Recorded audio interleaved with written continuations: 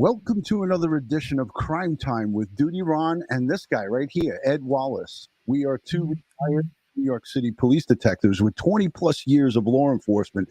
So that's a combined of over 40 years between the two of us. And if you like all things true crime related from a police perspective, hit the subscribe button, hit that notification bell so you will get all things DutyRon and Ed Wallace when we go live or upload another video. And I got to say this.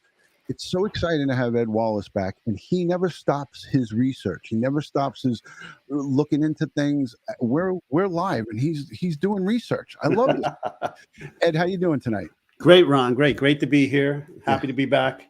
Happy to have Barbara back on the show. Yeah, I'm looking forward to having Barbara talk about all things with the FBI and some of the definitions, and there's a lot of things that are unclear. But before we get into it, we're going to speak tonight about the Brian Laundrie, the notebook recovery. We're going to talk about Gabby Petito, the blunt force trauma that came out from the FBI statement. By a show of hands, everybody in the chat, how many of you got thrown off when we read the FBI statement of that there was blunt force trauma involved? That's gotten a lot of people in a tizzy. And rightfully so, because if you don't know how investigations go, or if you don't know the forensic side and what an autopsy involves and what the pathologists do and what the anthropologists, and I think Ed and I did a great job of bringing on the experts to show and teach you guys what goes on. And Dr. Brent Blue, he spoke about utilizing a forensic anthropologist. He talked about bringing on all of the different trades to help him out in this. And we know that he didn't do this on his own. Special thank you to the Patreon supporters, the channel members, and everyone who positively engages. But before we get going, I want to play just a small clip of media to set it up for everybody. Brian Laundrie claiming responsibility for Gabby Petito's death. And I think it's important that we see this. This is Newsnation. We'll play it, and then we'll bring on Barbara. What do you think, Ed? Sounds good. Let's roll. Right, let's rock and roll. All right, folks, here we go without further ado. Up in a single page, one piece of paper. Okay. Hello. Yeah, no, I wanted to start it from the beginning. It was rolling as we were talking. The FBI launched an investigation into the death of Gabby Petito and the manhunt for Brian Laundrie. The agency has released its final report, essentially closing this case, sharing details of the investigation, and answering some of the questions we have all had since Gabby's disappearance. In this report, we finally learned what was inside Brian Laundrie's notebook. New information about text messages on Brian and Gabby's phones Brian sent meant to throw police off track. And a timeline laid out by investigators of the key moments in this case. In a moment, correspondent Brian Enton and former FBI agent Jennifer Coffendorfer will be joining us live. But I do think it's important we start with Gabby and why this case drew so much attention. Many people saying that they could relate to Gabby, young and ambitious, setting off on the road trip of a lifetime across the country, visiting national parks along the way. Gabby was just 22 years old, her whole future ahead of her. We now know that future cut tragically short by someone she believed loved her. But in the end, that person she may have trusted most turned on her. In this report, the FBI states its primary focus was to bring justice to Gabby and also to her family, the culmination of a 5-month-long investigation and a nationwide manhunt. The report that we've all been waiting for, summed up in a single page, one piece of paper. For comparison, last week, Moab police released 99 pages of an independent investigation into the 4-hour traffic stop with Gabby and Brian. She means 99 pages, 4 hours, 5 months, 1 page. This Moab report had extensive details of what unfolded, unintentional missteps by law enforcement, and extensive interviews. So if this is it, this 1-page final report from the FBI, I still have a lot of questions. You may too.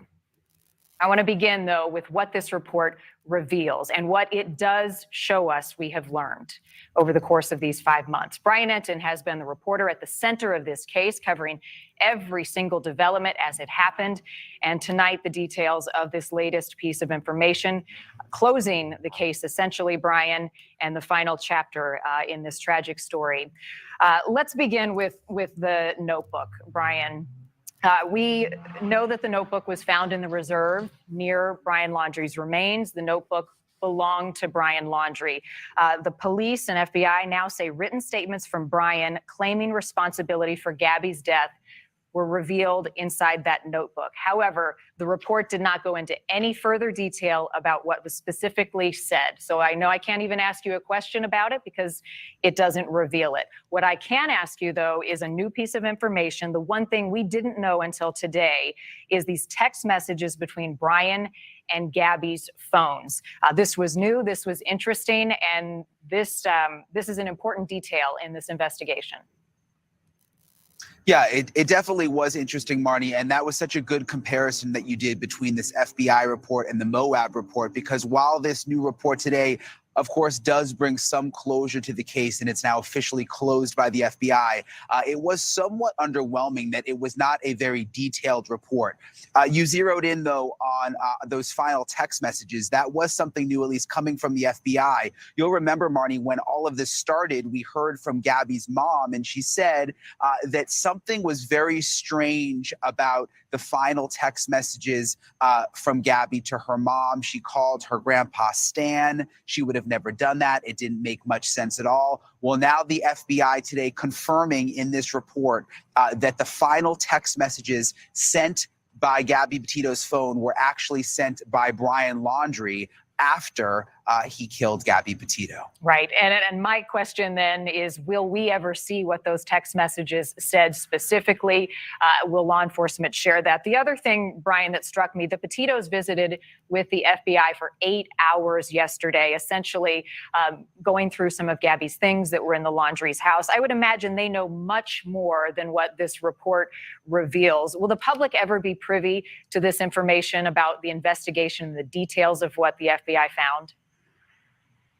Yes, I know that they know much more. You mentioned that they were there for 8 hours. They were given a lot of the details that we aren't privy to yet. Sadly, they also left the FBI with boxes, evidence that stuff that belonged to Gabby's, her belongings that were either in the van or at the Laundrie house. So you can imagine how emotional this must be for Gabby's family right now. But in terms of when we'll find out, it's very, very difficult getting information out of the feds. You can put in open records requests. They can sometimes take literally years. So it'll be interesting to see if they slowly release more details. But based on what they did today, it seems like this is it for now. Brian, the other thing that the report reveals, they said that Brian Laundrie was the only person involved in the death of Gabby. You spent weeks outside of the Laundrie home in Florida. I want to ask you about their cooperation with law enforcement over the course of the investigation. And the report, as you know, is a bit vague on this, but they state that on September 17th, Brian Laundrie's parents reported him missing after law enforcement conducted a welfare check. And then you fast forward to October 20th, and they say after weeks of searching, the Laundrie attorney notified law enforcement that the Laundrie parents intended to return to the park to search. So when left to interpretation, my question is, it has you wondering who was calling the shots, who was leading who? All right, I'm going to stop it there because that was enough. I wanted to set up everything for you guys. Ed, we learned a lot from this FBI statement, but before we get into that, because you and I will talk about this more in depth at the end of the show, I want to bring in our special guest. She's a fan favorite. Everybody loves Dr. Barbara Butcher. She's a retired chief of staff from the New York City Medical Examiner's Office. You had the pleasure and the honor to work right alongside of her. I actually said today she was kind of your boss a little bit, right? Well, she was, right? Yeah. For 6 years. Barbara Butcher, thank you for joining us this evening. It's always a pleasure and an honor to have you aboard. Thank you, Barbara. Thank you, Ron. It's good to see you and Ed again. Ed, I'm glad you're healthy. I'm glad you're both healthy. Thank you, Barbara. It's been a hell of a time. I can't help myself. I have to say it. The Butcher's here. The butcher is here, right? The butcher, Dr. Butcher is here. And I am not a doctor. I don't care. In my eyes, you are. I have to call you that. I know. Listen, because it sounds so good, Dr. Butcher.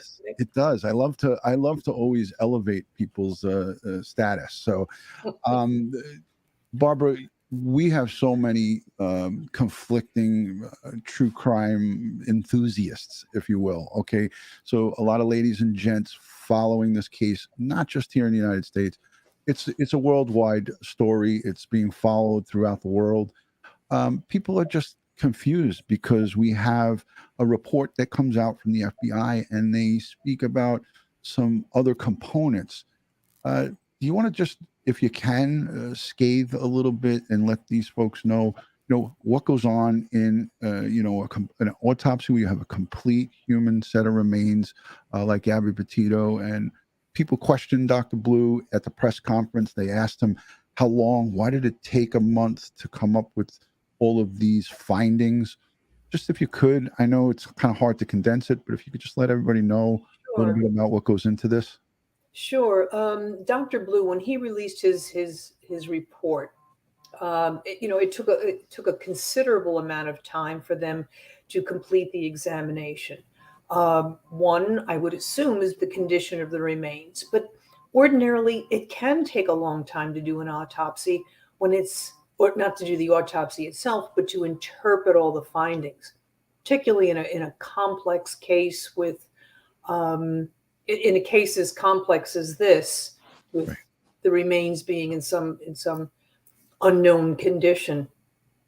But it's the interpretation of wounds, of injuries that can, I think here, we had a coroner who is a family practice physician, very good one, as I understand it, but not a forensic pathologist.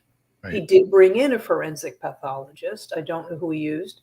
And he brought in a forensic anthropologist. So depending on the condition of those remains, they may have had to study degraded tissue, bone that had been exposed to the elements for an extended amount of time to fully understand and characterize those injuries. But we did have a cause of death. Dr. Blue announced it as manual strangulation. Yes. Now we're getting more information from the FBI. And that's where the confusion comes in, Ed. You and I spoke about that earlier today and in the days before this when the FBI released it.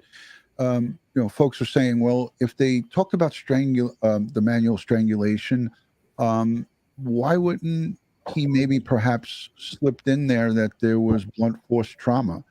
Can we talk a little bit about blunt force trauma and the different aspects of that? Well, first, let me just jump in here and say, yeah.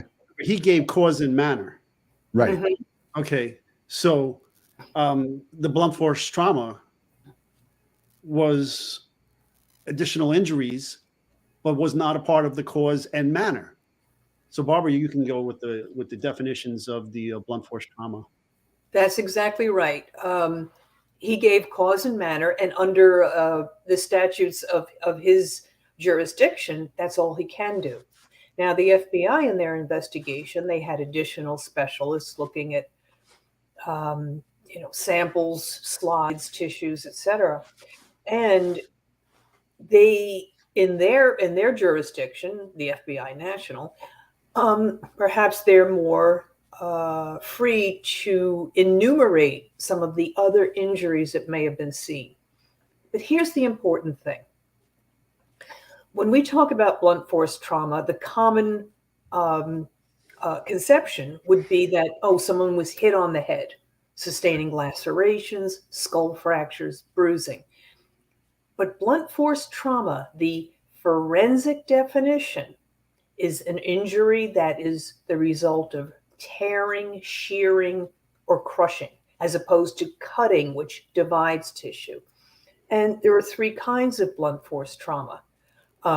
There are contusions. That just means a bruise. Mm-hmm. But it means that the flesh, the tissue has been impacted and has bled. There's abrasions. It's scraping off the superficial, maybe even some of the deep layers of the skin. So that's blunt force trauma. And then there is laceration, what we commonly think of when we think of blunt force trauma. Whereas there's a blow to the tissues that causes it to split and, can cause skull fractures. That's what we're usually thinking about. So when they said blunt force trauma, under the medical examiner's definition, it could have been something as simple as bruises. Anything from, a blow to the face, leaving a bruise, an abrasion, scraping of the skin and we can see patterned abrasions, patterned impressions from different instruments. You can learn a whole lot by the examination. And some of the folks have speculated and said, well, there was a lot of rocks there. There was a lot of sticks. He could have hit her with a rock. He could have hit her with a stick. Listen, anything is possible here. And they didn't really go into the details. The FBI, it was a one-page statement. I'm just going to pull it up real quick. The Laundrie parents. Shut this off. There was just a one-page statement that the FBI put out. And I just want to look at it quickly because it's on the FBI's website. I'm going to show that quickly. And in the statement here, I'm going to go full screen and take us all off so everybody could see it. It's towards the bottom, Ed. On further, yeah, here it is. So on November 23rd, 2021, I'm going to highlight it. Okay, no, that's not it. Why can't I find it? Are you looking for the gun? No. I was looking for where they make the statement for the gun, blunt force trauma. I think that was up in the front of this. All right. Well, anyways, it was within. It's somewhere within here, and I've seemed to have lost it for some reason. But in the statement here, they say that the Teton coroner's office. Here it is. Oh no, that's just the thank you. All right, but essentially they said that she suffered not only the strangulation by manual strangulation, but she also had blunt force trauma, and that's what sent everybody into a tizzy. Everybody just couldn't believe. Oh, they held this back from us. But as you're saying, Barbara, that they in fact didn't hold that back, because under Wyoming statute, it says that they cannot release the actual findings of the autopsy. They were only able to give the cause and manner. That's right.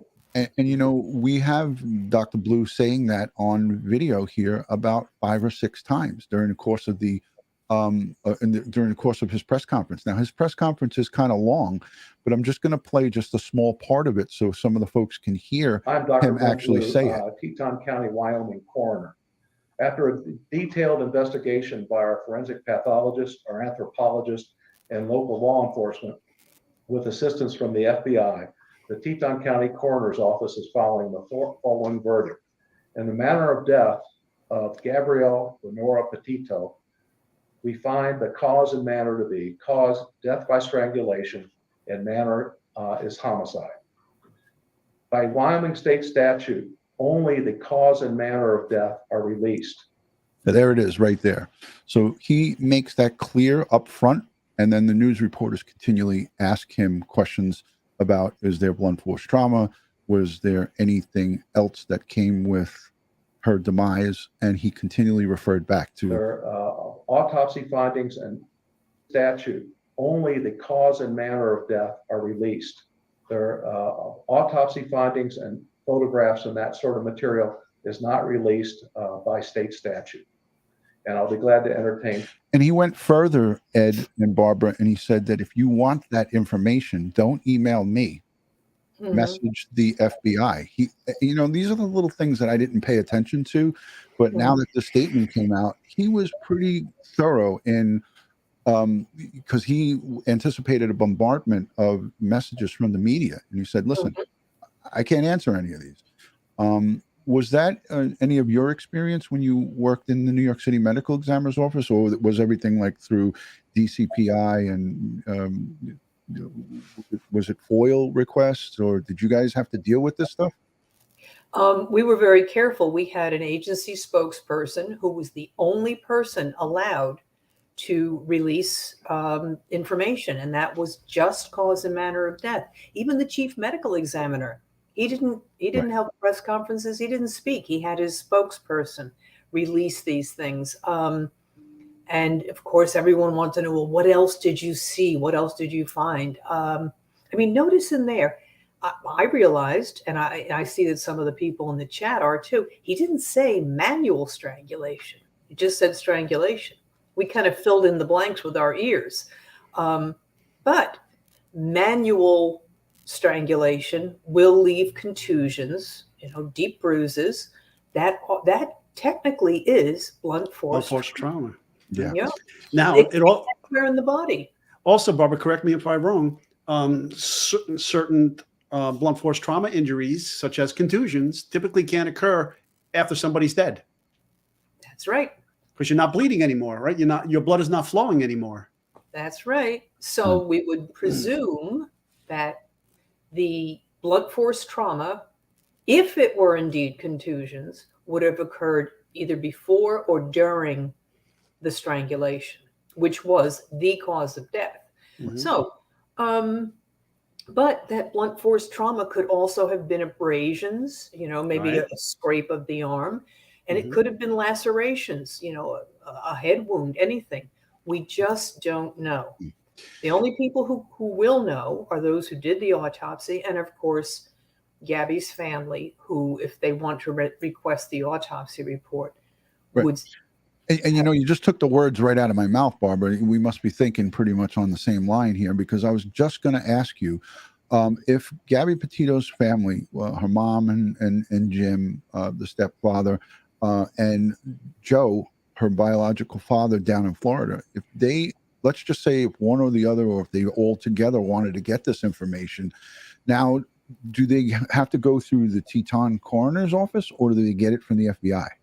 No, they would have to, they would, to my knowledge, they would have to go through the Teton coroner's office and just fill out a request as the next of kin to have that information. And then, or and of course, they'll the get- lawyers, their and then- attorneys could request it. and they will get everything, including photos and a full, can they give or request certain things to be deleted out, or do they just say, here, this is it, this is everything? Commonly, people just ask for an autopsy report, and that's what they get, a full description of injuries and all findings, and then a cause and manner of death.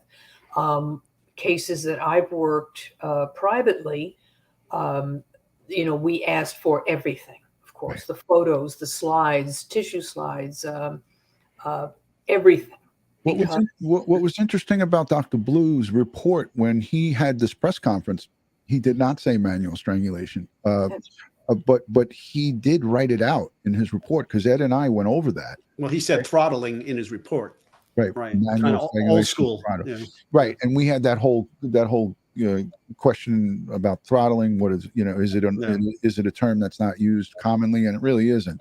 But so he was questioned by one of the reporters towards the end of this press conference. And there was something that I wrote down that was kind of a little strange. I'm going to go to the end here and just play. I think it was just last news reporter. I'm just going to play the audio of it. Is released. Just the cause of death. For her passing. Okay. By Wyoming state statute. Bruises or cuts that might have been healing over the last couple of weeks before her passing.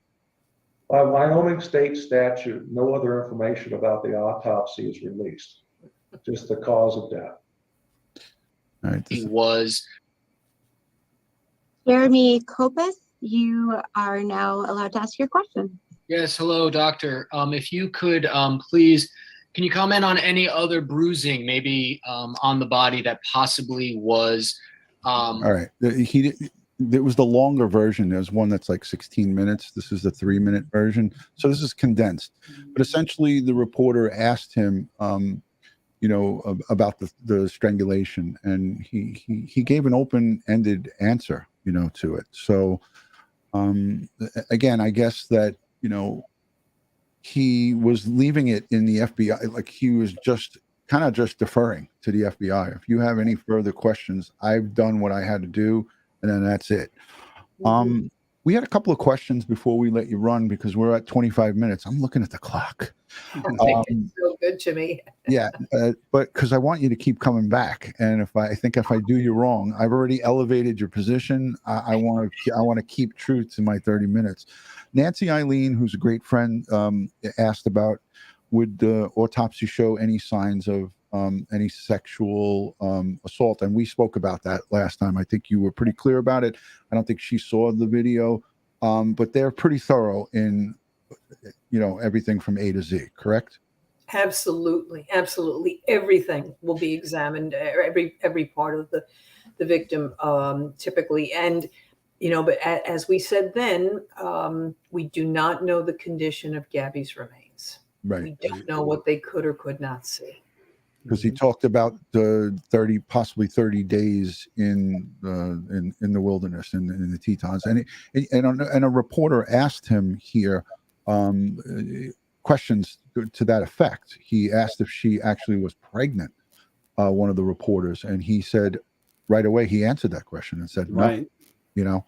So Tracy Coatsman says, will Gabby's family get that full report? Yes, Tracy, we just answered that question for you. I just want to get to these questions because if I don't, I get a lot of crap. Rose says, will the FBI ever release all of the information inside the notebook and or the text messaging? Will that be released to the families? Ed, I don't know, maybe you might want to be able to take that one. About the contents of the book. I'm sure Gabby's family was briefed on it when they sat with the FBI for all that time, so they know what's in there. According to the family of the Laundrie family attorney, they're getting the notebook back to the Laundries. I'm sure there's going to be a lot of freedom of information requests by the media to the FBI because they closed the case now, and to the various medical examiner's office in Florida in the Grand Tetons for all of that information. And eventually, I do believe it will make its way out. Right, and folks that were involved in this investigation will be able to be free to talk about it with some ethics in the background going on, like there's some lines that you don't cross. But Karen also asked, was she beaten, then strangled, or then strangled and then beaten? And I think we covered that right out of the gate. We covered that. So Karen, we got to your question. I'm just trying to be thorough here. So I think that's about it. Barbara, do you have anything else that you could add to this? Like people have all of these questions. We could sit here with you for hours asking you, but and I love being with your audience, Ron. They're terrific folks and helpful in these investigations. They raise good questions. It's a good group of people, and I'm always happy to be here. The Crime Time with DutyRon community, they love to get real information. And that's one of the great parts about having resources like yourself and some of the folks that you've worked with. We had Dr. Murray Marks, wonderful people. And we look forward to, getting, entomologists, it's just been so great to just to collaborate with all of the great folks who are behind the scenes that do these type of investigations. It's an important part of not just closure, but bringing a close to these investigations. And nobody's going to ever be satisfied. The general public feels that there's more. They want to have more. They always want to get more information, and that's why it's important that we educate and let them know these are some of the limitations that our authorities have. They can't just be an open book. It just cannot be that way. But in this case, Ed, how do you feel about some of the folks, some of the naysayers that said that Brian Laundrie was not involved in this, in Gabby Petito's murder. I mean, they have a lot of egg on their face, and those of you who are out there that left statements and have talked it up about this and saying, well, you know, he hasn't been charged with anything. We now have from the FBI that unequivocally 100% the only person and it says the only person involved in this, in Gabby Petito's murder, is Brian Laundrie. That's from the FBI. Remember, I said in the beginning, Occam's razor. Keep it simple, folks. The more convoluted your story is to make the puzzle fit together, the more likely it's going to be wrong. The simplest of explanations tends to be the truth. Yeah, amen to that. Barbara, any parting words for the audience? There's 1,200 people here, and they all love you. When's your book coming out, for crying out loud? Well, this week I'm struggling to get it into the publisher. This is my deadline week, so that's why I'm a little crazed today and running off early. Can we get the title of the book? Are we allowed to put that out there? Sure. Well, right now it's called Only the Dead Know. And hopefully I'll be able to come on and to the show again and announce it when it comes out. That is exciting. I'm hoping. Ed, I hope you don't mind, Ed. I did mention you in the book. Yeah, all good. Okay, you're the boss. I was just the worker. There you go. So Ed gets a mention in the book. It's called Only the Dead Know by Barbara Butcher. We're looking forward to the release of that, and I'll plug and promote that as soon as it's available. It's going into my Amazon store for everyone on DutyRon.com to link straight to a purchase of Barbara's book. Will it be available like in Barnes and Nobles? Where are we going to be looking at this thing? Amazon, all over everywhere. the place? Yeah, Barnes and Nobles, the whole thing. Simon and Schuster is publishing it, and they'll put it everywhere. Well, remember, Barbara, right? The dead speak to us. That's exactly it. Mm-hmm. Only they know, and only we know what questions to ask to find out what they have to say. That's right. I love it. Barbara, it was a pleasure, an honor. Thank you so much for spending some time. Me and Ed are going to stay and talk. We're not going to talk about you because it's just be all good stuff. So we want to talk about the case. Okay. Thank you, Barbara. Good night, and we'll see you again. Stay safe. Take care, Barbara. Bye, guys. Bye. Thank you. Wow. Gotta love Barbara Butcher, guys. By a show of hands in the chat, who enjoys when Barbara gets to spend time with us? She had a whole house full of people, and she still stayed true to her word. You know, she could have canceled on us tonight. And she could only stay for 30 minutes and 32. I guess I owe her 2 minutes and 40 seconds. So, but yeah, Barbara, what a wealth of information, Ed. It was great having her. And yes, always. Yeah. Always brings back a lot of good memories, man. A lot of crime scenes out in the field, and then the work back at the ME's office and training up people all over the nation. It was fun. That must have been fascinating to work with Barbara, you know, like just to see her in motion. She's one of a kind. Unbelievable. Teresa, thank you so much for the $10 super chat, super sticker. If I missed any super chats during the course of this, I apologize. I'm trying to scroll back and see if I missed anything. Ron, can I jump in here and answer a few questions? Absolutely. Okay. There was a question about blunt force trauma and blood spatter. Not all blunt force trauma injuries cause bleeding. Some do. Most of the times, those are the type of blunt force traumas that are created by instruments such as bats, knives, things of that nature. And so there's not all blunt force trauma has blood stain pattern analysis or blood stain patterns associated with them. What else I saw? What jumped out at me too was the fact in that news report, the gun didn't seem to be a shock to them, because it was a shock to me that they hid that they recovered a gun when they found that body in the reserve. Because when the public information officer from the police department in Florida was asked specifically about the search and how they found the book, they found the dry bag, the bones, so forth and so on, was there a gun? And he didn't answer the question. So, I mean, he did, which he could clearly have said yes or no, but he said he can't speak on that. So yeah.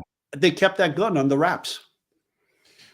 Yeah, that's unfortunate. I mean, they did. I mean, there had to been a reason behind them doing that. But for me, it just gives more.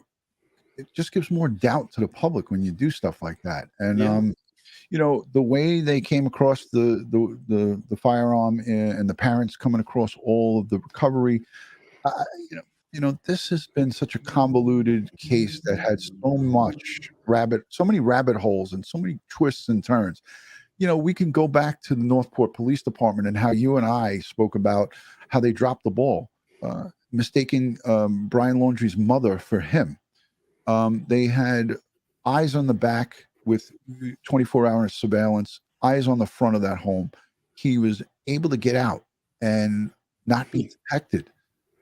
There's a lot of egg to be put and to be wiped off of the face of Northport Police Department.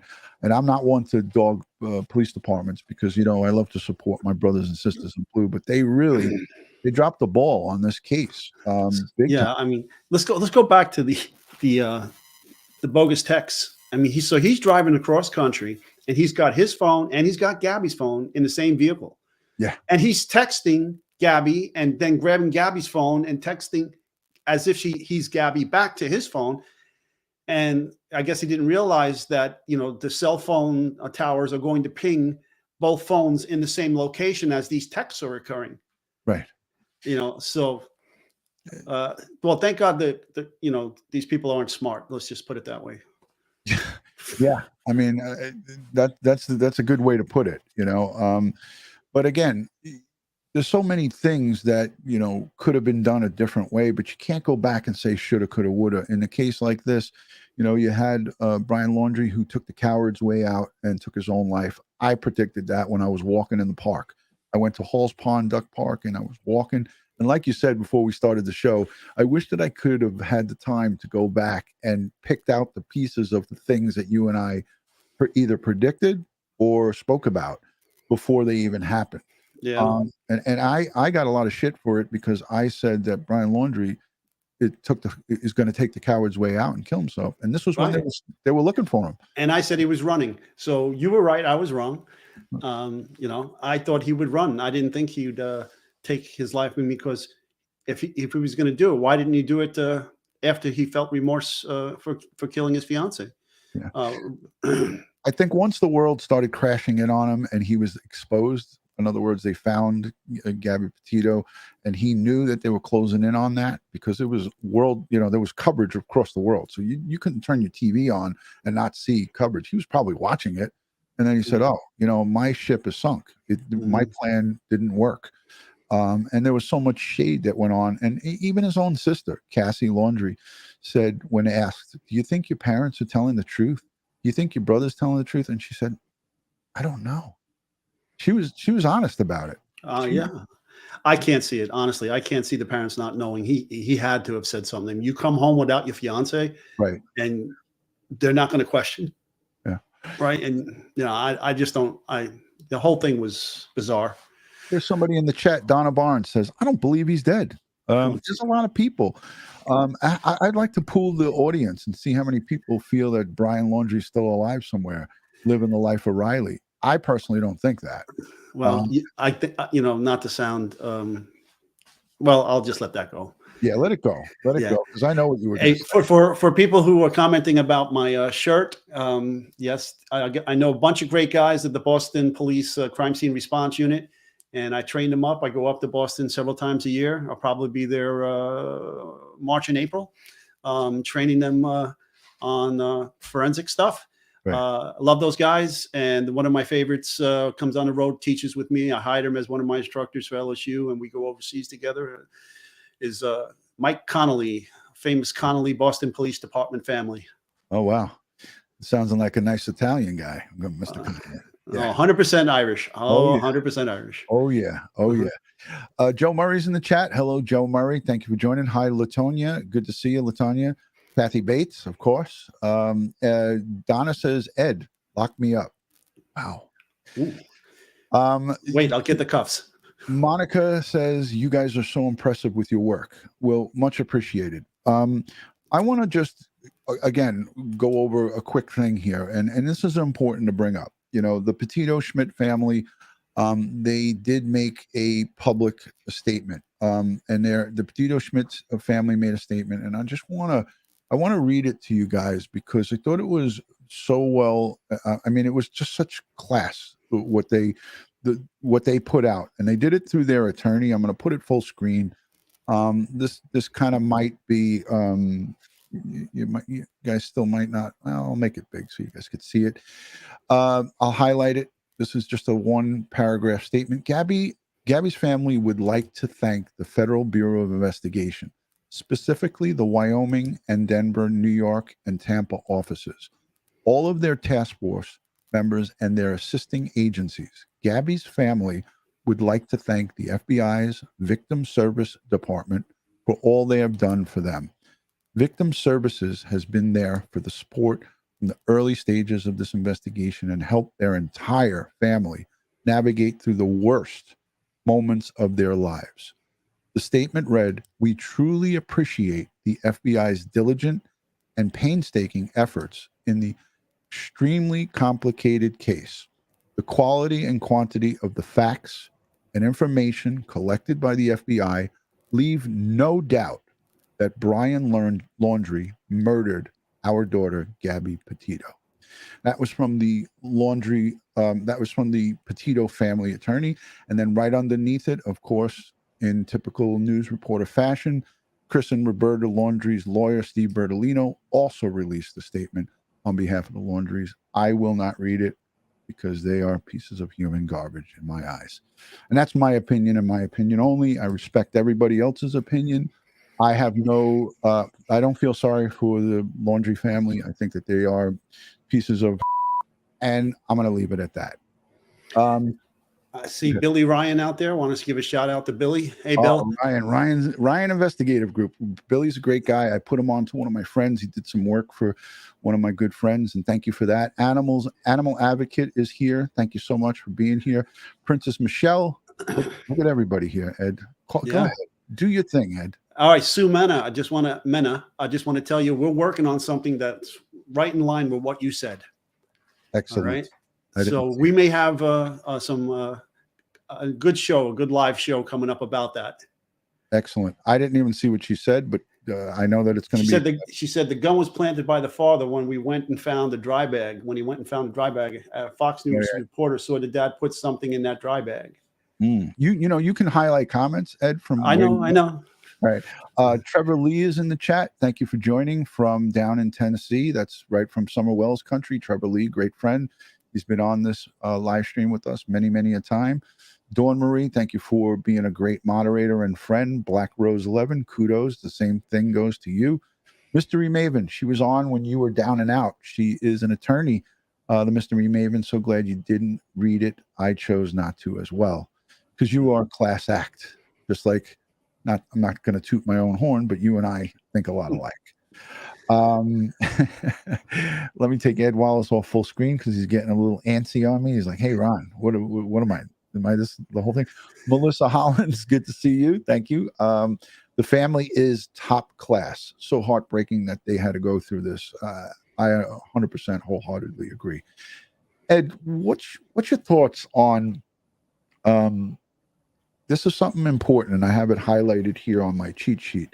What is your thoughts on potentially the Laundrie family being either A, charged with aiding and abetting, which we already talked about this, but I want you to talk to the audience about it, or B, a wrongful death lawsuit coming down against them based on their knowledge of what their son did and failed to do anything about it. We talked about it, but we didn't talk publicly. So I want you to dive into that. You know, if you read into the statement from the FBI, especially when they do the timeline about the welfare check at the Laundrie's house and when they reported their son missing, if you read into that, it's like, well, maybe the FBI is looking at them to charge them with something. Then as for the wrongful death lawsuit, I don't think they can be sued for that because they weren't a part of that. Right. But can they be sued for? Nowadays people sue for everything. So I don't know if they can be sued by the Petito family. I don't know I don't know. I'm not sure. It's anybody's guess, I think. Real with Robo, thank you for the $5 super chat. This may not be taken well. Whenever I read that, I go, but we don't know if they even knew. He could have lied, etc., because my sons beat someone up and I'm also garbage. No, listen, Real Robo, this can go either way, right? They could either have known or they could have not known. I'm giving my viewpoint. I'm not saying you're a piece of garbage. I hate when people take things literally, Ed. I basically was making a statement on how I feel about how they have not been forthcoming. They did not reach out to the Petitos. Any good father, mother has a girl sleeping and staying at their home for 2 years and she just poof disappears. You would think common sense, or if you have just a little bit of a heart, you would reach out to the family. They did not do that.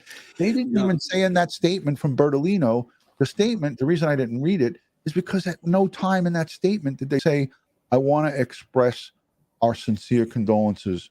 They just said in that Bertolino release is that 2 families lost children.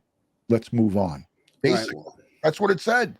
Well, I believe in the sins of the son shall not be cast upon the father. I mean, you can't. I mean, if just think about all the cases like this recent one, the double homicide of the police officers. Are we going to blame the mother for what happened? I mean, and then you can go into terrorism. Are we going to blame all Muslims for the acts of a few madmen? Right. Right. So where do you draw the line? Where do you stop? But we don't know the conversations that went on between Brian and his family. I agree. That's absolutely right. Yeah. Okay.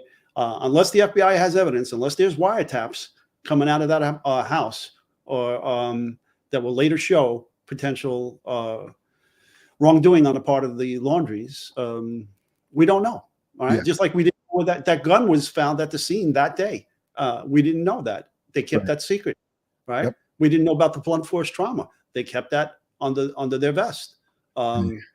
So, yeah. Well, Veritas Lux says, okay, I'm done. Thank you, Ron and Ed, for your common sense and humility. Okay. Hey, we appreciate it. Thank you. Okay. So for you that are asking about the flag again, this is the NYPD flag, and it has a mourning band going through it right now for the loss of our 2 brothers from the other day. And that's what that is about. In fact, I was so kind of depressed today that I broke out my my bagpipes and tried to practice playing Amazing Grace and Going Home. And I just don't have the lung capacity right now to get through all of it. So I'm trying. So hopefully I keep practicing, keep getting better. Yeah. Be able to come on the show one day and bring the bagpipes and play for you. It's tough with this COVID because I still have the cough occasionally. I want to go full screen with me. It's going to take a while for you to get that back, Ed. But when you do, you're going to blow those pipes. Hello? Yeah, it was me. I just did it to myself. Okay. We're going to hear Ed. This is another version of a morning band with the blue line through it, and then there's the dark black ones that we wore straight through our shields. And this is the black morning band. I'm going to put this on my dupe that I have in my wallet. But that, yeah, Ed's flag it's the same concept right there. Lorna, I'll play that for you when I get my lungs back. There you go. Hey, listen, I want to say thank you to everyone who became channel members. CR Patrick, thank you for being a new member. And all of the super chats and all the support. You guys are amazing. There were so many PayPal donations that came in on my last stream that I did. I was just so surprised and shocked that a lot of people who just sent in direct donations on PayPal, and that was wonderful. it's the generous donations that come in from folks like you that makes Crime Time with DutyRon great, because we repurpose a lot of it. We send it out to the Gabby Petito Foundation. They received over $2,000 from Crime Time with DutyRon. The boys in California, were $15,000 over a course of a year in donations to the digital billboard. So there's a lot of good stuff that goes on because of all of the donations from you guys. And with all of the support that we get with the comments down below, we want to continue the conversation after the live is over. And how we do that is engaging with you down in the comments. And Ed and I take it serious. We do like to answer your questions. Sometimes we can't go into a full paragraph of responses because we too are going about our course of our day, but we take out the time to answer those questions. And I know you enjoy them, Ed, because we talk about that. Well, so. Look, as I told one of our viewers who she first, I don't know if it's you or Ron that are actually answering these questions, or your folks, what do you call them again, Ron?